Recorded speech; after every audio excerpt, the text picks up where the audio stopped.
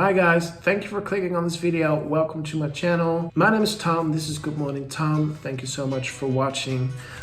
Today we're going to be talking about a poet that I've just read. So let's continue.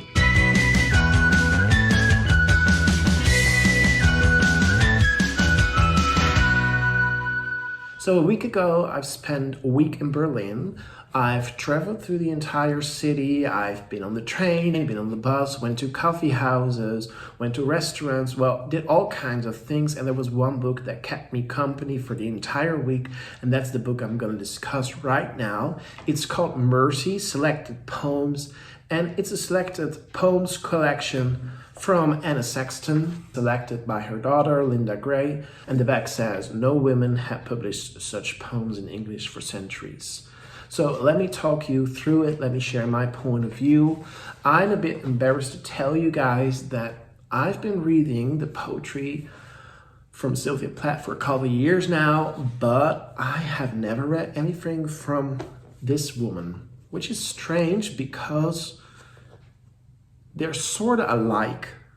So they both grew up in Boston, they studied in Boston, they've met, and I even believe that they shared the same room for a short period of time, but they definitely have known each other. And they were both women in a man's world, like in the 1960s. They were very ambitious with their poetry, and they were one of the few women around. And some of the subjects are pretty much the same. They both suffered from a mental illness. They were quite depressed at times, but of course it's not fair to compare these two women because they make their own poetry and there are also a lot of differences. For example, the poetry of Sylvia is more rich in the language, whereas Anna is very raw and pretty straightforward, which made it easier to read. This was actually a perfect book for traveling because I could just grab a cup of coffee and read this. And when I read the poetry of Sylvia Plath, I have to do a bit more like studying to get it. I'm not saying one is better than the other, they're just different. I really loved reading this collection. It made my trip so much nicer. But there were also some subjects that were pretty dark. So you have to kind of be in the mood for that.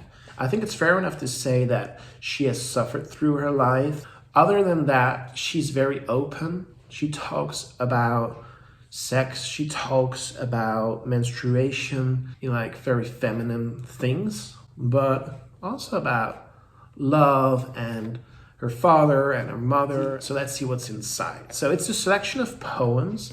There's enough in here that's very interesting. I have to say that I liked the first poems a bit better than the last. There was a section that I didn't really like, which was transformations. I didn't really like that part of the book. It was hard to get through, and at the end things became a bit more religious. But what I really liked about this collection is that it was so personal. It was so direct and personal. I really felt like I could go on a journey with this poet. So there's this poem on page 38, which is titled Young. And let me just read the last few lines, which I thought were very beautiful. And I, in my brand new body, which was not a woman's yet, told the stars my questions and thought God could really see the heat and the painted light. Elbows, knees, dreams, good night. There's also a poem that's been written for Sylvia Plath. Sylvia Plath committed suicide a few years before, Anne Sexton, and this is a poem for her, and it's simply called Sylvia's Death, and it says that it's written for Sylvia. I don't know if you can see that. And it started off with, oh Sylvia, Sylvia, with a drab box of stones and spoons, with two children, two meteors, wandering loose in the tiny playroom. It's really beautiful, there's a great rhythm, and it's not that difficult to understand. So if you've not heard about this poet before, I can only recommend you checking this one out. So that's pretty much it. If you haven't subscribed to my channel, I would love that. I hope to see you guys in another video. Bye bye.